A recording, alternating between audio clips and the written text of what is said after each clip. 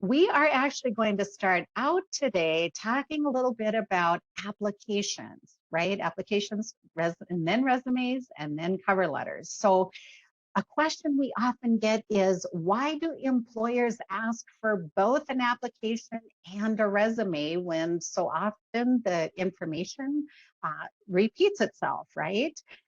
Keep in mind that one is a form created by the employer, and the other, your resume, is actually a marketing document created by you. And applications tend to be more of a legal type of document. That is what always gets kept in your personnel file once you're hired. So here are just some good tips on applications. Read through the instructions, and if you can, go over as much of the application as possible before you start filling it out to see what it entails. That also encourages you to give yourself plenty of time to do an application. An average application might take around an hour to fill out or complete. So look it over if you can before you begin. Fill everything out. If something is not applicable to you, go ahead and put not applicable or use the abbreviation NA if necessary, but you don't want to leave anything blank. Be sure to read the small print, and including your signature. Usually on an application, there's some type of attestation that says the information I'm providing is complete and accurate and true. So your signature on an application is going to confirm that. And last but not least, keep good records. Uh, of course, every time you submit an online application for an employer, you're likely going to need a password when you're completing those applications online. Write it down or put it on a spreadsheet. And actually, a best practice is to create a master application that you can refer to. So that is writing down your complete employment history, employer names, dates, and so on. That master application is going to make it easier and more efficient for you to continue to complete applications. And it's also going to ensure that the information you provide is consistent, especially around those dates of employment. And just remember that application is one of the impressions that you'll be leaving with that employer. So that it can actually be a marketing document too. So those are some quick tips and strategies around applications. We'll jump into resumes here. And just know that after this section, what we hope is that you will really understand the key resume basics, that you'll know the basic resume sections. You'll know the importance of targeting, which is really the most important thing to do with your resume. We're going to spend some time on that strategy. Understanding formatting choices and the importance of using the right resume format for you and for your circumstances. Also, one of my favorite topics, knowing what an accomplishment statement is and why an accomplishment statement is really what sells your skills on a resume. And then after, we're going to talk briefly again about the importance of sending out a cover letter and that basic content to include. So, as the slide suggests, your resume should include relevant information, evidence of your skills and past success. It should explain how you accomplished the tasks that you performed in your previous employment, and every bullet point that you use should add value. So sometimes when I'm talking with people about resumes, I will hear them say, "Oh, I've got an excellent resume," or "A recruiter helped me do my resume. It's a really good resume. I send it out 40 times a week." What that tells me is that that person is probably using the same resume for every position they apply for. And if you are doing that, you're really missing the boat, especially if it's a job that you really, really want. So we'll be talking more about that, just know there really is not a perfect resume. There are many different strategies, but there are some best practices that you can apply to make it work for you. So the only real test for a resume is whether or not that resume is getting you interviews. Also, you'll see that bottom line there. Whatever you have on your resume, yes, you need to be comfortable with what's on there so that you can sell it when you get that interview. In fact, when you do get an interview, I encourage you go back to that resume, make sure you can back up every single thing that you claimed on that resume in that interview. Be ready to tell a story about it, give an example. So no perfect resume. If you do some research out there on resume writing, you're probably going to find conflicting advice. And when that happens, I just encourage you to think about the context. So is the advice that you're reading or the advice that you're getting, is it directed toward a different occupation or someone with a totally different set of circumstances than you have? So again, you'll be approaching this from your situation, your circumstances. So here is a nice little mnemonic for you, right? A mnemonic device is just something that can help you remember some key points. So resumes are a review of your qualifications. And again, it needs to be focused on a specific job posting you're pursuing or the specific occupation or industry to which you're applying. Essential information only. And think about this from the employer's point of view. Again, what does this employer for this job want to read about? So in that context, it's the essential information for that employer. It's not your complete work history, only the things that are relevant for this employer, this job.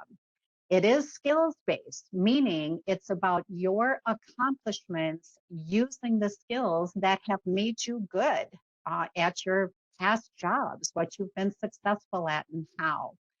It's unique. It's what makes you different. So I like to encourage people, when you think back to your past jobs, think about really what you were good at in those positions. That's what you really want to pull out. If you have a hard time thinking about what you were good at, as some people tell me, I encourage you to think about, what did you enjoy the most in those past positions? If you enjoyed it, you were probably really good at it as well. Remember that it is a marketing document. It's marketing a product, of course, which is you and what you have to offer, right? The value that you can potentially bring to that employer. So again, as a marketing document, it's really going to draw attention to the best skills and qualifications that, again, match this employer. It's effective. It gets you an interview. So we'll see how you want to construct this resume in a way, format it so that the important information pops, it's easy to read, it's clear, and the employer's eye is drawn to what's most important. Specific, again, targeted to each job. So your resume should be changing at least a little bit every time you submit it. If you're applying for 3 different sales positions and your background is in sales, your resumes will look very similar, but not every sales position is identical. And so again, you'll completely align each of those resumes to that specific job. Again, looking at just those resume basics, remember, it really is not a complete work history, as I mentioned. It's a preview. It's designed to provide enough information to that employer to get them interested, get them to want to know more about you in that interview. And so it should be a quick and easy read. You'll have those clear sections You'll have accomplishment statements that are not written in full sentences, right? And we don't use personal pronouns in resumes. We don't write with I did this, I did that. They're short, concise sentences. That is the language of resume writing. And again, remember, it's a fluid document, meaning it's going to change. And I think that's, typically, especially if somebody has a lot of experience, I think that's one of the hardest things about this process is deciding what not to include. For someone that has a lot of work history, a lot of accomplishment, this is a short document, 1 or 2 pages for somebody that has more extensive experience. What do I leave off? Again, when you're answering that question, your thought is, what does this employer for this job want to hear about?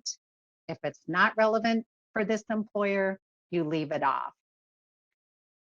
This next slide is an interesting slide. And again, you'll be getting this PowerPoint after our presentation today. So let me explain what you are looking at here. There's a website called theladders.com.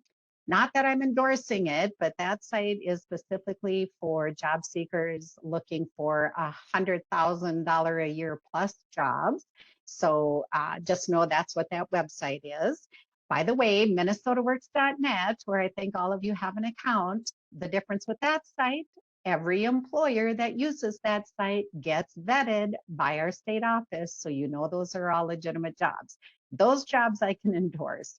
But back to this image, it comes from theladders.com, and it shows the heat from a recruiter's eyeballs as they moved across these 2 different resumes. So take that in for a second. On the left, that resume, you can see there are really dense chunks of text. There's wide margins. The resume on the right, those sections are clear, they're separate, there's spaced out text. And just notice how the recruiter didn't even finish reading the one on the left, right? So yeah, you can see it's much more spread out with the one on the right. So this recruiter clearly found that resume easier to use. Now I'm just going to take a second. Yep, too much typing, I see Richard says. So I'm just going to take one quick second and ask those of you who have done hiring and have done resume reviews, put in the chat about how long an employer typically takes the first time they're reviewing resumes where they're weeding them out, right? They're weeding them out down to a pile that they're going to look at more closely. So I'm seeing 10 seconds or less, 20 seconds, 5 to 6 seconds, a minute, 20 seconds. Yes, thanks to those who really nailed it.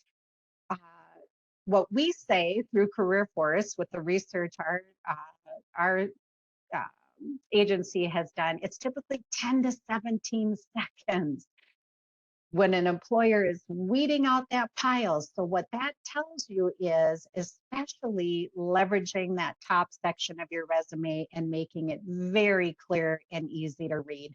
Of course, once the recruiters or hiring managers have weeded out the pile, yes, they're going to go back and spend more time with those resumes, but the first time through, they want to see immediately, what does this person have that I, as an employer, should be interested in.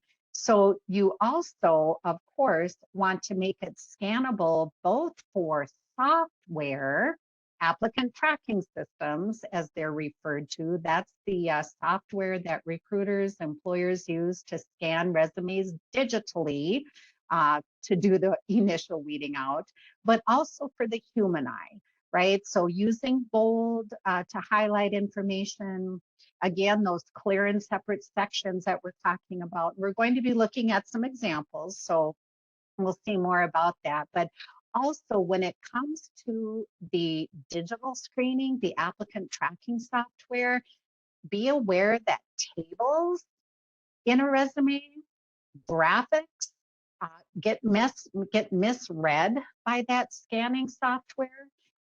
You want to really upload your resume as a Word document, although you can check, see if it says PDF or Word. If you don't know what I'm referring to with those file formats, PDF, Word, DocX, that's a great reason to connect with your local career force office and get some help with your resume or with uploading a resume. But with our ATS systems, those applicant tracking systems, typically a Word document that does not contain charts, graphics, text boxes, columns. Also, don't put any text in the header or the footer of your document. Even different versions of Word that an employer might have that's different from yours. If you have your name block in the header, that might not even be visible when an employer opens that up. So keep text out of the header or the footer. This just helps ensure that all of the information on that resume is parsed correctly by that ATS. And ATS really focuses on keywords. So you can do some research even, if you're looking at a particular application online or job listing online, you can scout around, see if there's an ATS brand name included, workable, greenhouse, breezy, and then go ahead and see if you can find tips for submitting a resume through that particular applicant tracking system. And if you Google resume templates, you're going to see a lot of templates that maybe look great or pop out. But again, just know if they're using some of that formatting I just mentioned, that template may not get you through that applicant tracking system. So again, look for the templates we'll be sending out after this webinar as well. Again, just make sure that your resume is clean, clearly communicates what that employer needs to hear. And Lana, I saw you pop on there for a second. You have some questions popping up? Oh, absolutely. And I want to thank everybody for their participation. I'm having a hard time keeping up. Anyway, so I just want to make sure we address these before we go too far and I won't be able to come back. One person said they asked about salary in the application. I'm not sure if we're going to cover that a little bit later, but the question is out there, but we can come back to that. I can just answer that. So yeah, that's a tough question, Go ahead. right? So Mhm. if you're asked for salary on an application, hopefully you can put in there negotiable. If you are forced to enter a number, because some applications online only accept a number rather than text, my encouragement to you, just like with salary negotiation in general, um, see if you can find a salary range for that particular position. See if you can find out by calling HR and asking what the salary range is for that position.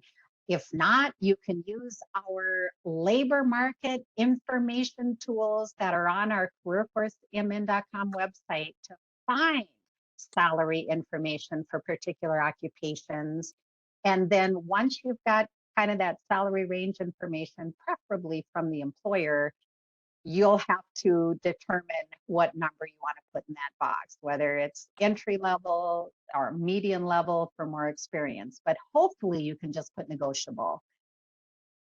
Okay. And then the next person was like, this is kind of a combined question. What if you don't know the answer to the on the application? Do you skip it or do you go back for help?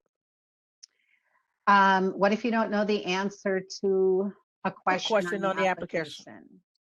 application? Mhm. Um, I'm not sure what kind of question that would be. If for me, I will tell you what I would do if there was a question I didn't know the answer to. I would look for a contact person, whether it was an HR person or somebody to call for questions, and I would make that call and ask, what information are you looking for with this question on this application?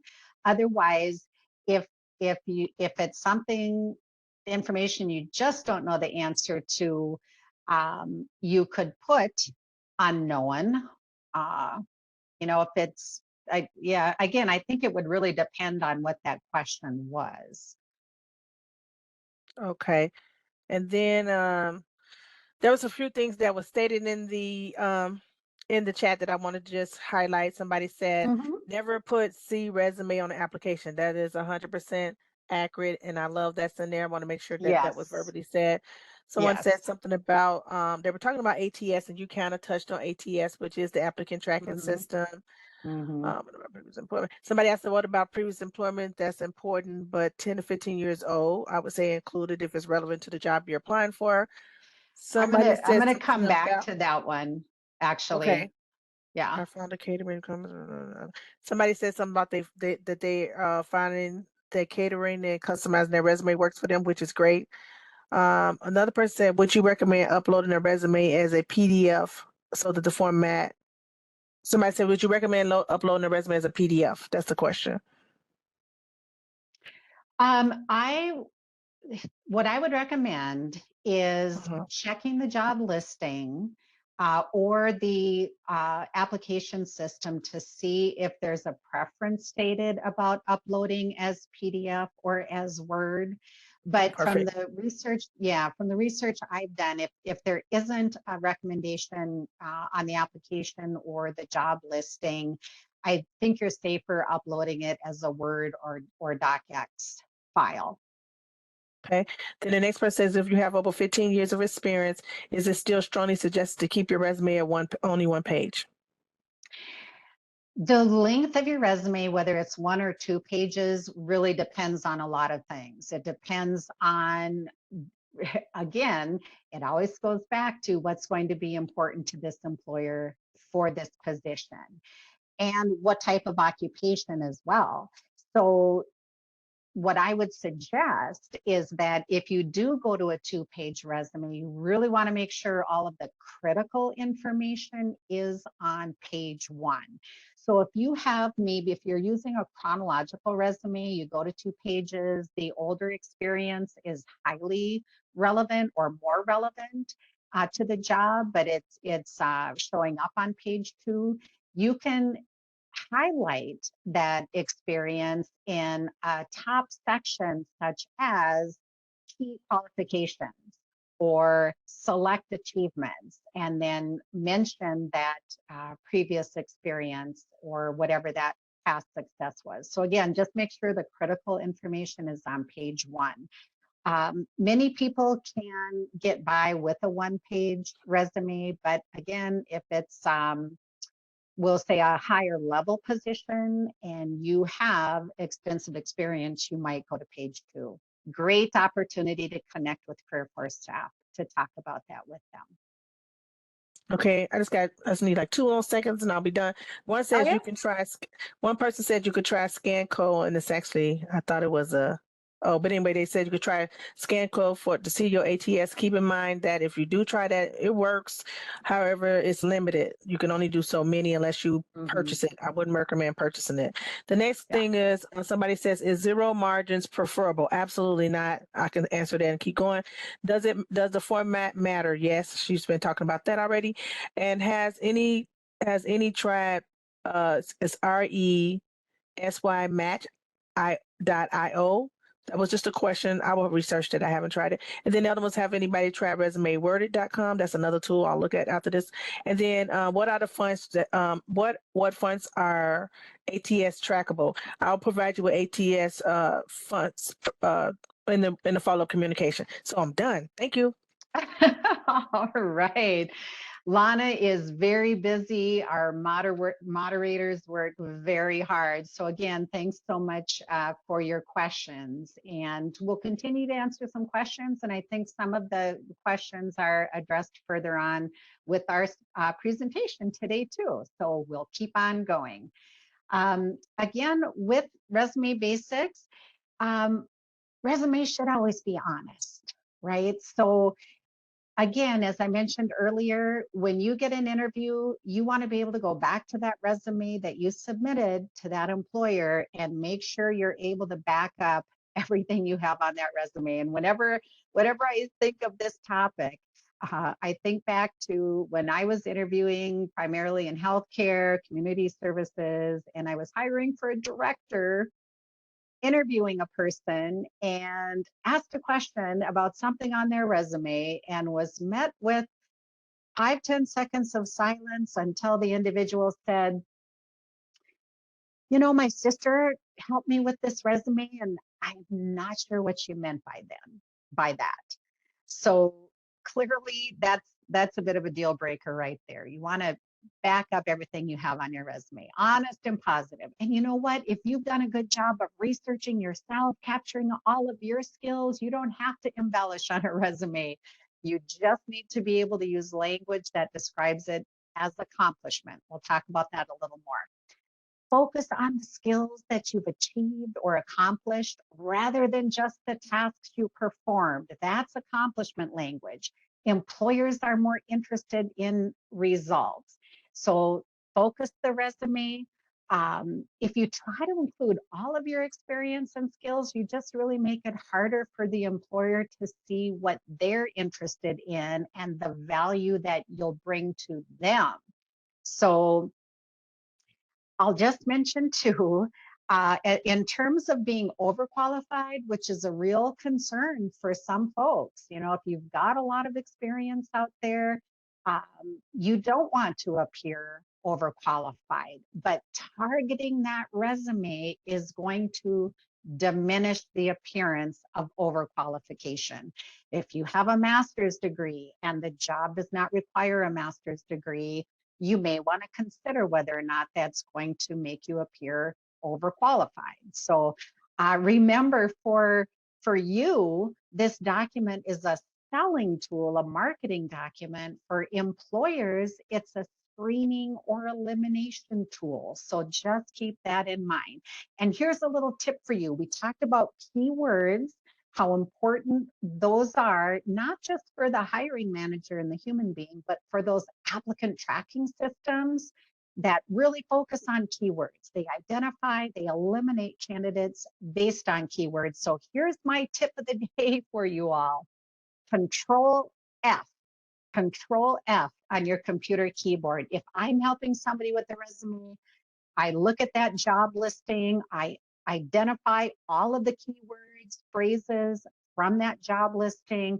I look at their resume, I identify whether or not that resume has incorporated those keywords, and I will use Control F, which is going to bring up a little window for me. I'll enter a keyword in that job listing and I'll see project management is listed 10 times in this job listing. If I go over to the resume and use Control F, project management is listed once in the summary and nowhere in the work experience. That's a big red flag, right? So Control F, it's going to open a little window. You can enter a keyword. That's going to show you in whatever document you're in where that keyword is listed and how many times. So that's your tip from Angel for today.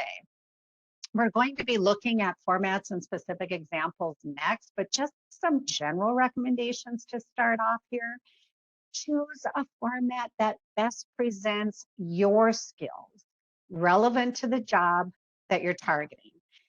The top third of that document on the first page, if you do have a 2-page resume, that top third is your most valuable space. That's where that hiring manager is going to immediately see what your intention is and your key qualifications. So by intention, I mean you're telling the employer what it is that you're pursuing. It's your objective, it's your summary with your professional title or your profile, the summary statement. So that's, you know, right under the name block where you're identifying what it is that you're pursuing, what it is that you do.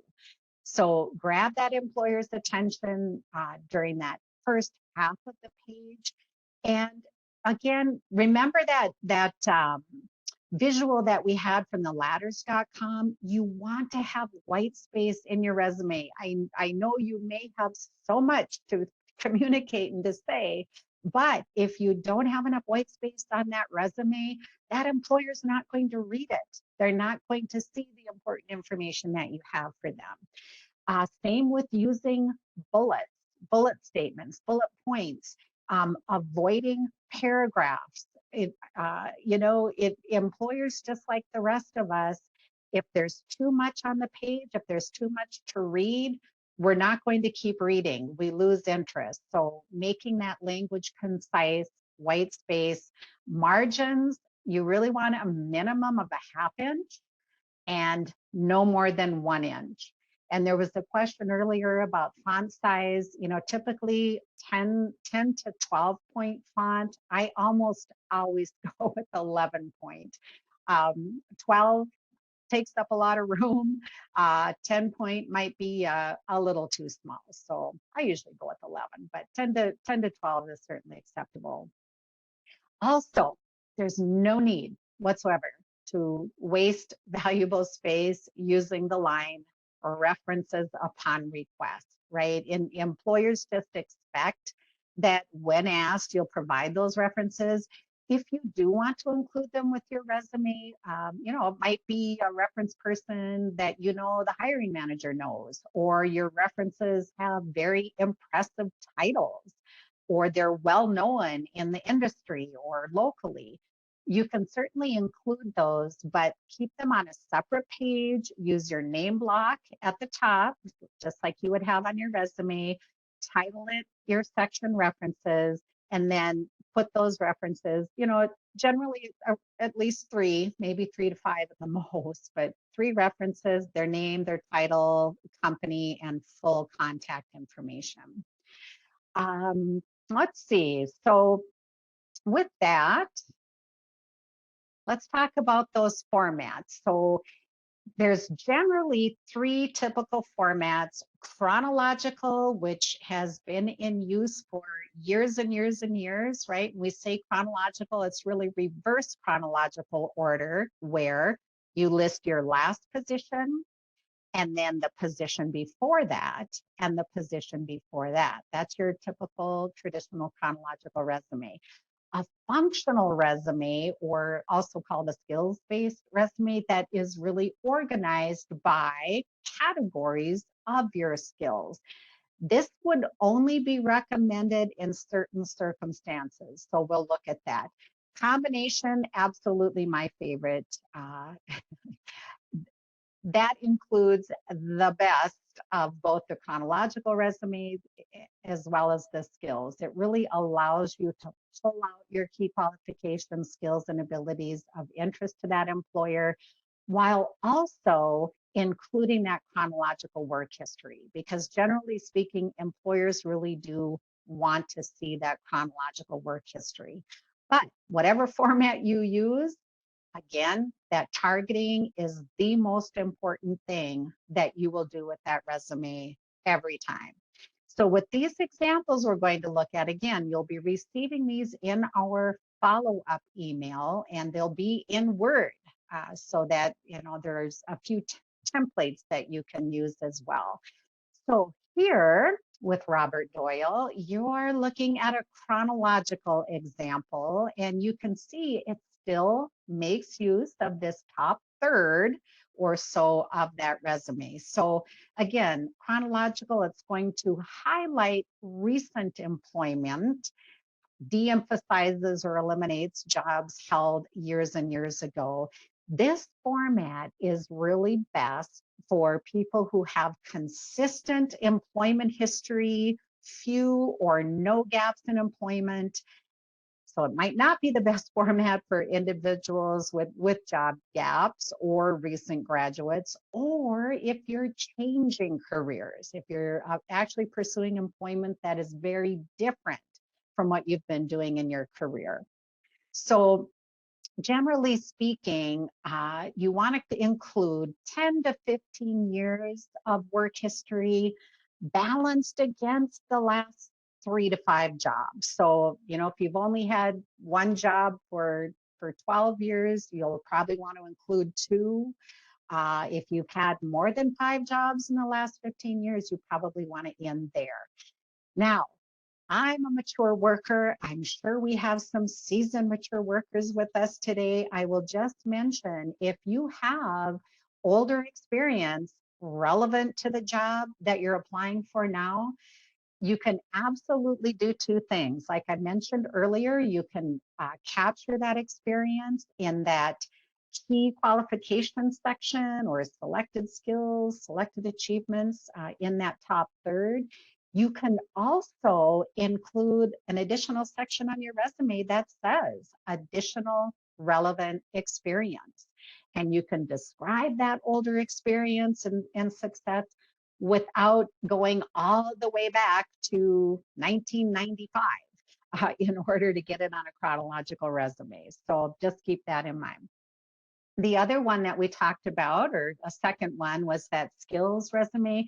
So as you can see here, this really functional resume, this really, again, shows the employer the most important information about a person's skill category. So just as an example, and this example is really illustrating some suggestions for doing this functional resume, but examples of skill headings could be something like customer service. And then the person underneath in those bullet points would describe various successes and skills with customer service. Office management could be a second category. Again, it all depends on what the employer is going to want for the job you're submitting the resume for. Team leadership, bookkeeping. So again, having 3 to 4 different skill headings and then describing skills and successes underneath there make for a really strong functional resume.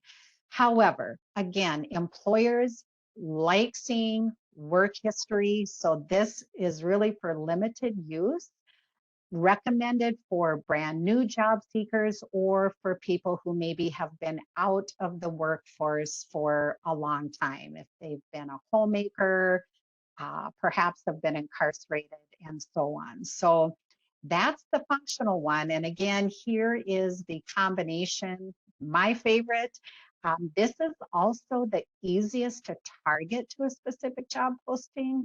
So this combination resume, and there's really a few different ways of doing this too, but you can see it has all of the focus on the different skills and past successes, but it still includes that chronological work history.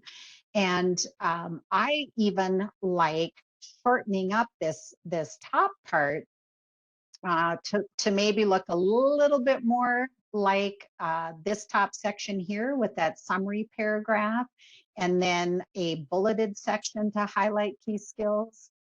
And then a person could even under the employment history still have a few bullet points underneath each employment situation to highlight some past successes and so on. So those are really the three formats that we work with. And again, you'll be receiving those.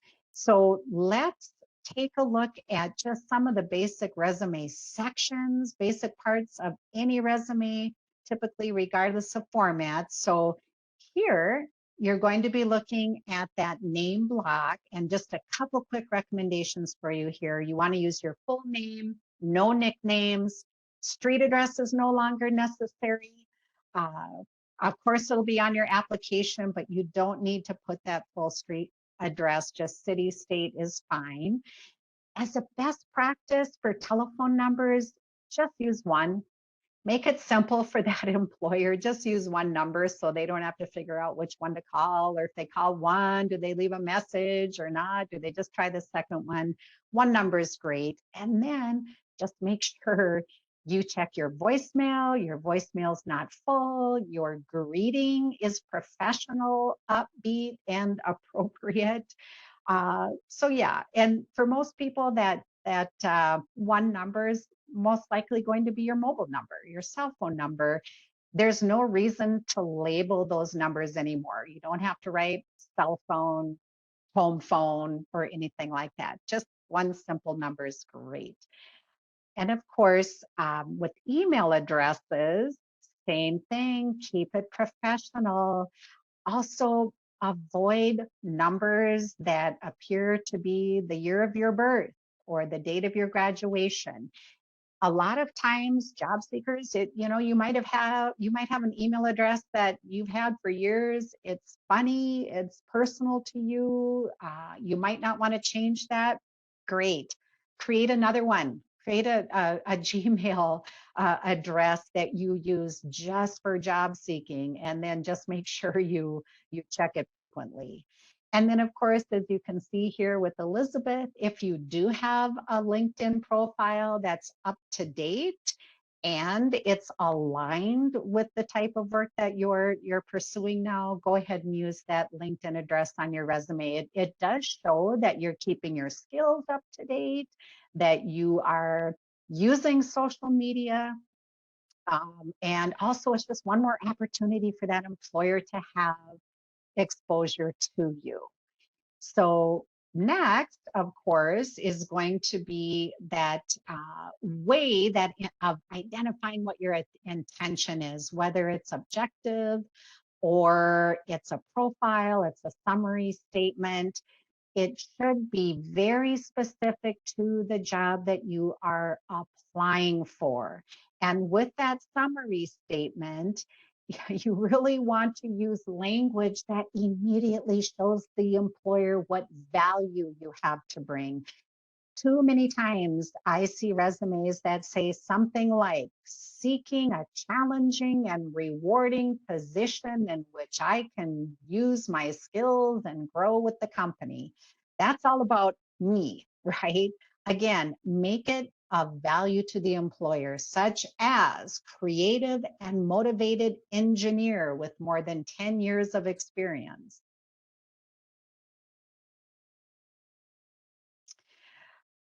Of course, typically, like this shows with a chronological resume, you'd be describing your work experience, job history, professional experience, and you can see here, we would lead with the job title.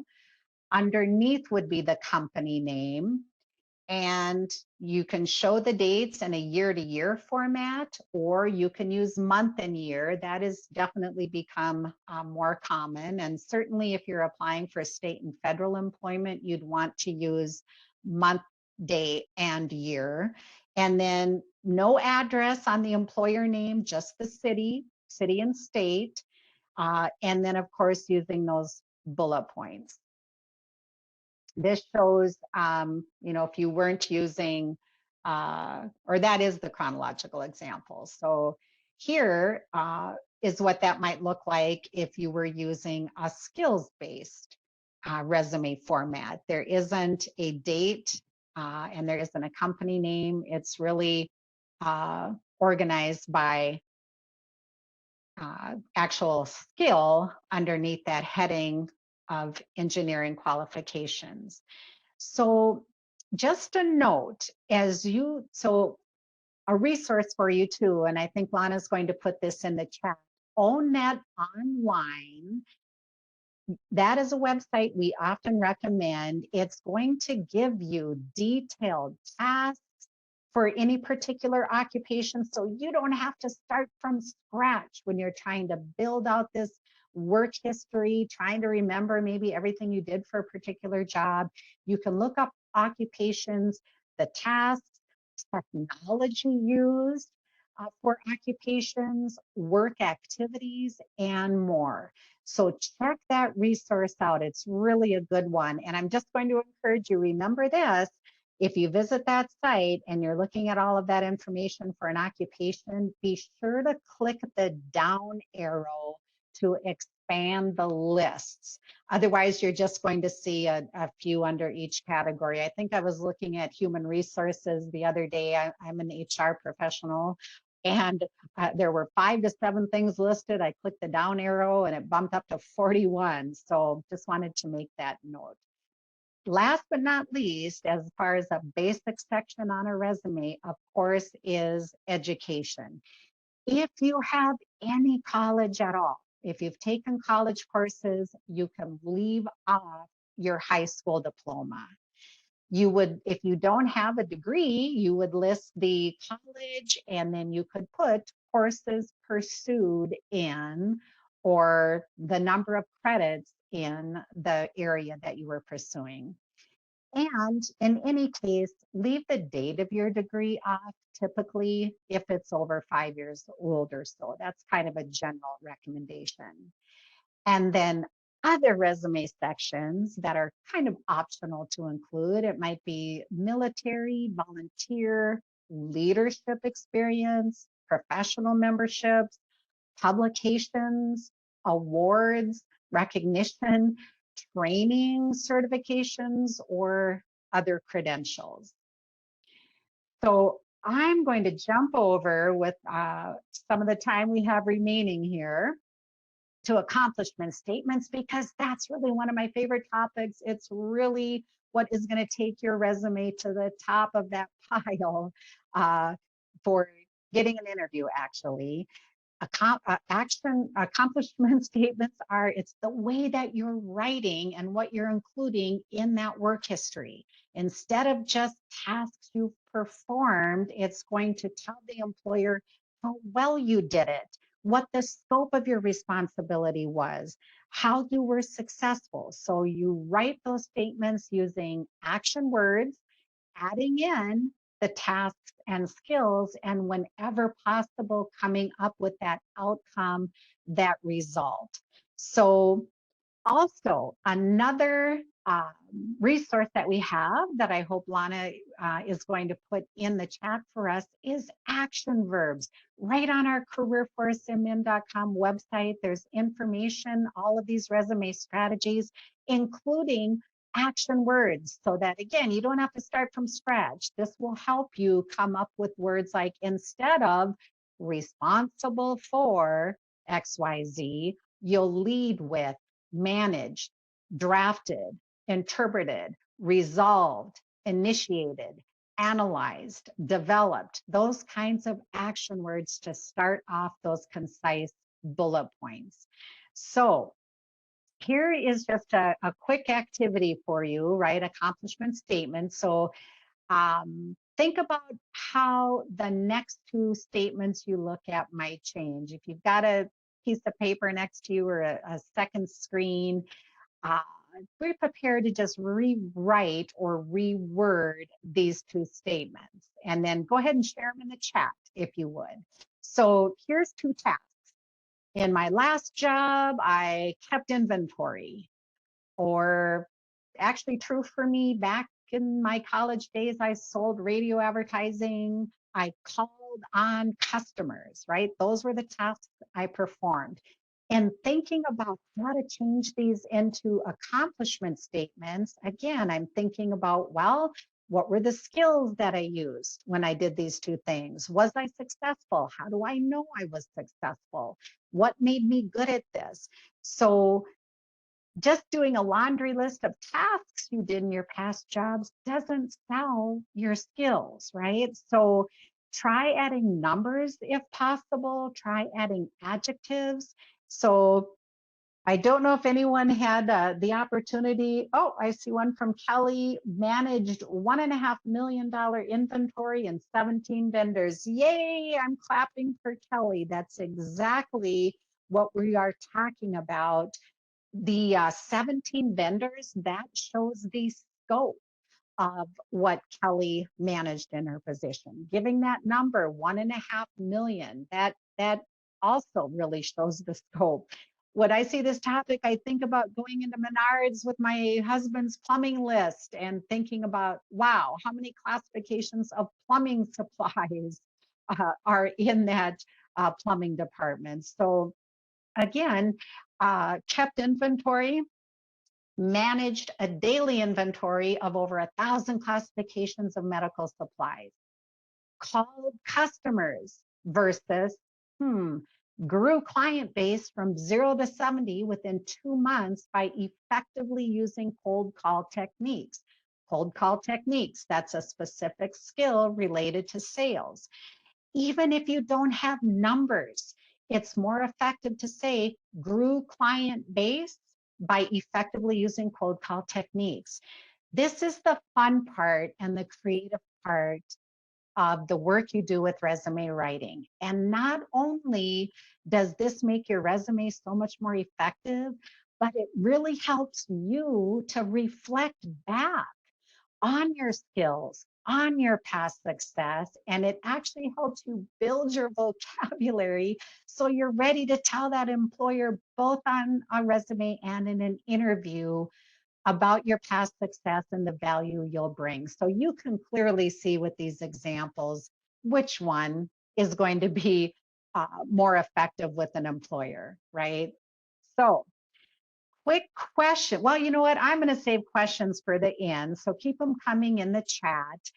You'll find more information on resumes in general, all the strategies we've been talking about at careerforcemn.com. The 4 things I want you to remember for key strategies: targeting every time, keywords, top section, and accomplishment language. Those are your 4 key strategies, regardless of your occupation, regardless of what format you're using. So we'll finish up here with a little information about cover letters and then see what kind of questions you have. So do employers read cover letters? Yes, or maybe no. But the point is, you won't know whether or not employers read cover letters. And for those who do, it absolutely makes a difference. If an employer is looking at 3 similarly qualified individuals and one of them included a cover letter and 2 didn't, the one with the cover letter will stand out. It's another opportunity to market yourself. So use the same name, contact information as is on your resume. If possible, address that cover letter to a specific person. If you don't have a name, you can call the company and ask who that hiring manager is for that position. If you cannot find that specific name, use Dear Hiring Manager. And again, a cover letter is going to be targeted to that job posting. It will highlight some of those key qualifications. A cover letter, though, can do something a resume can't. And that is really describe your motivation for this position, this company, this employer. And unlike a resume, this is also a chance to write in full sentences, right? So it also shows your writing skill. With content, again, on careerforcemen.com, we have our cover letter examples and templates for you to take a look at. So please do visit that site. But generally, cover letters should be short, should be to the point, should be easily skimmed, just like your resume. Probably 3 paragraphs total, 3 to 5 sentences each. So state, of course, the job you're applying for, your motivation, why you're interested, how you're going to match the job, and of course, include a thank you. Also, say how you maybe will follow up. So I will call you in a week and to see if there's any additional information I could provide. And of course, with resumes and cover letters, proof, right? Proof, proof, proof. Also, you can connect with your local career force office for resume review, resume assistance. Our professionals do quite a bit of that resume review. So definitely make use of that resource. It's a resource you can leverage. With the proofing, absolutely give it to somebody else to read, even if you're a great proofreader yourself, because your resume is a living document, very easy to miss mistakes. Lana, I hope we've got some questions in our chat.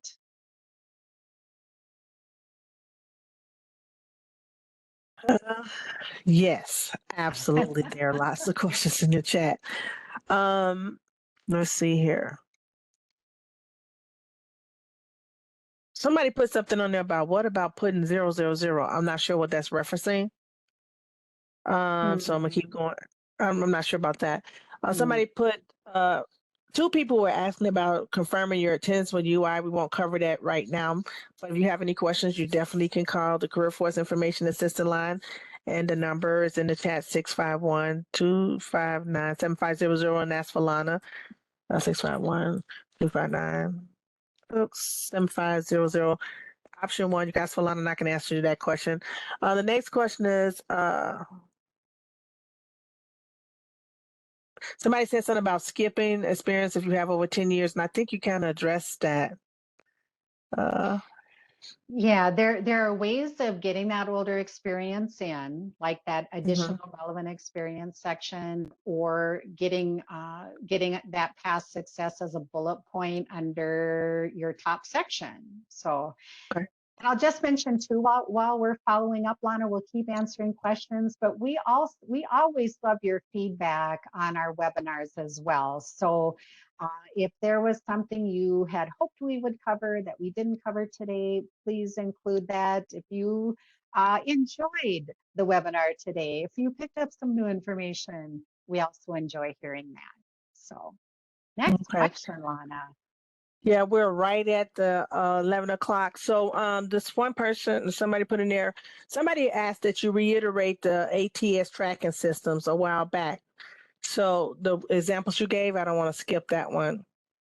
You know, I will quickly say again, back to careerforcemen.com. When you find our resume section, you'll see a link to suggestions for applicant tracking systems.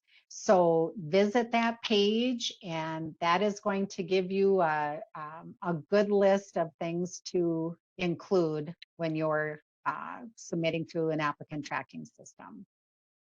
Okay, because you gave example of different types of tracking system. I think that's what they were looking for. Oh, okay, sure. And you know, you can sure Google that too, common applicant tracking systems. The few that come to mind off the top of my head are Workable.